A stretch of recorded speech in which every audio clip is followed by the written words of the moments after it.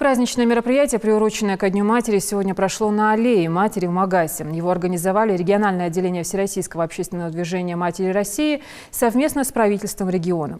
Началось все с торжественного вручения грамот и медалей. От общественного движения их удостоились 20 многодетных матерей республики, воспитавших от 5 до 15 детей.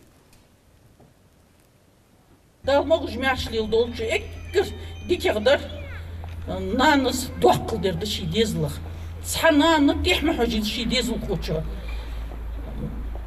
Могуш хелшу, мяш хелшу. Дегмеллахтер куач хелшу.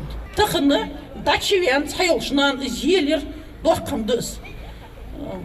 Нарт ухтот хабол наной болч. Дачевян дарик луцн дезлус. Хозы ягыс, аны ягыс. Но ходачидян шин зыздалчыз. Медаль ялчы, елуз. Памятную награду передали Эдибе Чехкиевой. Ей 67 лет, она вырастила 5, каждым из которых по праву гордится и любит.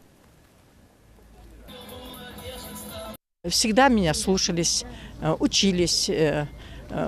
Все они, кто в Грозном, кто в Краснодаре, кто где учился, но все учились, все работают, все живые, и в школе учат, работают, и на телевидении работают, и МЧС работают, везде работают, и в Москве работают.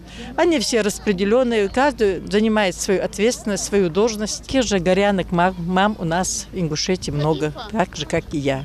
Мне хотелось бы сегодня от всех мам, от себя лично поздравить их с знаменитым праздником, поздравить всех мам россиян, а вдвойне поздравить своих горянок. Я хочу вас поздравить, дорогие мамы, и хочу вам пожелать счастья, здоровья, пусть вы будете, на вашем лице будет всегда улыбка, пусть дети вас всегда радуют.